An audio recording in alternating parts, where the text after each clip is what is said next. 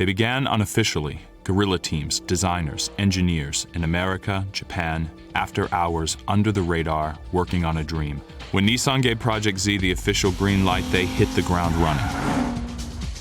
Sprinting from 0 to 60, the 6-speed track model clocked a scant 5.4 seconds for Motor Trend. Think of 287 horsepower and 274 pound-foot of torque just waiting for your input. In fact, the Z is a completely driver-centric experience. Its chief engineer, Kazutoshi Mizuno, came to the table with years of racing know-how, including the 24 hours of Daytona and Le Mans. He learned what it takes to win. Make sure the driver gets exactly what he needs from the car the instant he needs it. Make sure the only surprises are good ones.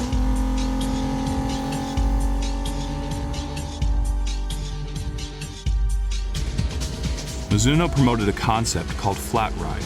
For race car drivers lucky enough to experience it, it meant a car that stayed flat, no matter what. If they slammed on the brakes, took a corner hard, nailed it through the straightaways. Here's how flat ride comes to life in the Z. It starts with an incredibly stable platform. Wheels pushed out to the 4 corners, engine pushed back to the midship location, fuel tank moved forward toward the center of gravity, you in the driver's seat as centered as possible.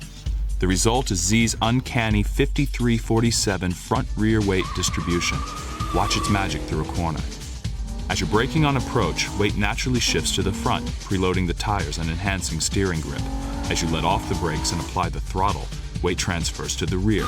So as you accelerate out of the corner, you're closing in on that elusive but ideal 50-50 balance at the moment you need it most.